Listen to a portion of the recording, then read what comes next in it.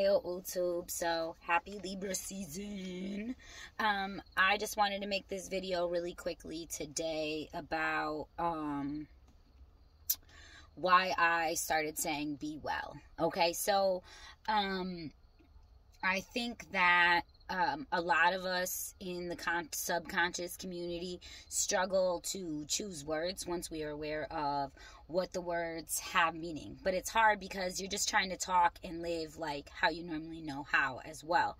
So the more I meditate on astrology and the energies behind the zodiacs, the more I'm drawn to these letters and these words and wanting to talk about them. So I guess the first thing for me is when you see these lists of the zodiacs and it is I am and I have and so on and so forth all the way down through the signs, right? The first one being am is interesting because it's not really an action verb or like a verb like the others. Well, actually there's two. There's am and will. So am is like a linking verb, okay?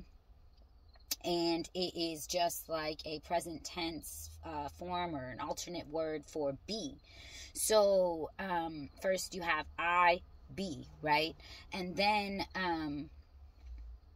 as you go farther down, you then also, the other interesting one is will. So when you think about the word will in the English language, it is, they call it a modular verb, right? Because it gives away to something that's going to happen in the future, or there's like another form of using it that's like basically like they, but it, in any sense, very rarely is it used in the sense of a true verb of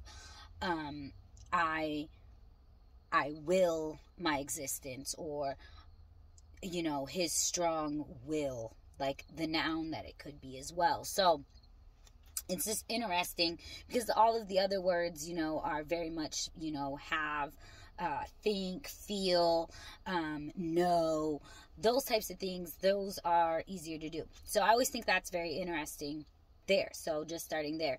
But, so it got me more into thinking like I always want to send positive intentions to people, right? But it's like something about just like sending love is just not, it doesn't sit well with me still. I just don't know how to say it. Like I'm so used to saying like I'm praying for you, I want the best for you.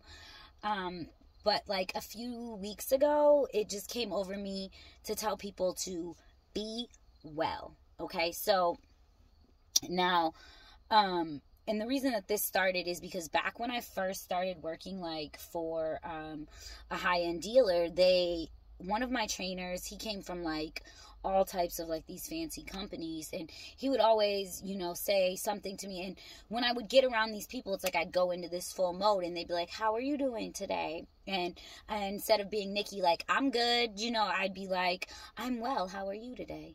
Or I'm well, how are you, how about yourself, you know, whatever it would be. And so we were just talking about one day psychological, setting things up psychologically, which, I mean, it's crazy how much psychology just goes into the art of selling. Like if you're going somewhere where people are selling you stuff, everything's been thought about, from the floor to the smell to the sound to the words. Like the whole scenario is being painted to make you feel a certain way every time, you know, like, and this is called job training.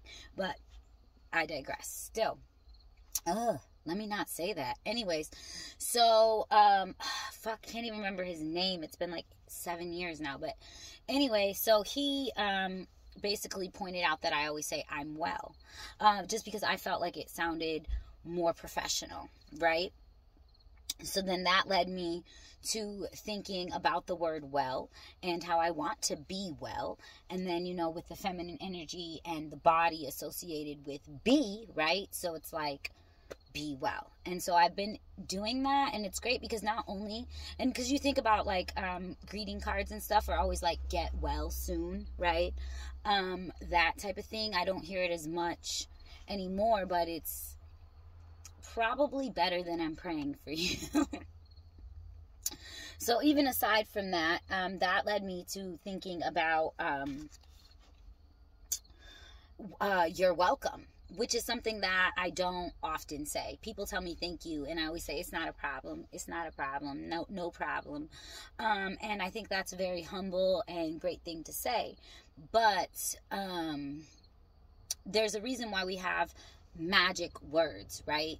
Please and thank you. Please pass me the mashed potatoes, right? Please. That is a command, and then followed by a desire, right? So, and then you say thank you, right? So thank, the etymology of the word thank is closely tied to think, which, I mean, just looking at the letters, you can see that, okay? Because it's just like you change the A to the I. So instead of that alpha energy, you have like that intellect or that individual energy, right? So then I thank you, and then you say you're welcome. Okay? So you're welcome. Like, I don't know. To me, it's pretty interesting. And the fact of the matter is we don't really say that anymore. And I guess I'll have to put more thought into the overall interchange of why. I get the please part really good. I guess I'll have to look at the interaction between thank you and you're welcome a little closer before I can really make a call on that. But this is just stuff that's been heavy on my mind as far as language. I'm actively, or I be actively trying to adjust how I speak, which ain't too hard for me because I am super strong into like ebonics and slang as it is. And it really makes me think also about people that I've known and associations that I've had, where we just always have like these funny words. Or I miss my dad because he'd be like, you get Nathan, every day, you know, shit like that. Like when we talk like that, everything, you know, these are variations on the words and a version of our own spells. So I just think that that's important, and I really look at, you know, I be, you know, and that's kind of what I'm focusing on rather than this am energy, because it's essentially defined the same way. Let me just make sure. I had wrote my mind be all over the place sometimes, so I don't know where to start or where to finish. And a lot of concepts be like overlapping in life, you know. But anyways, I think that's it. Have a good day, YouTube. This is way fucking longer than most videos. See you.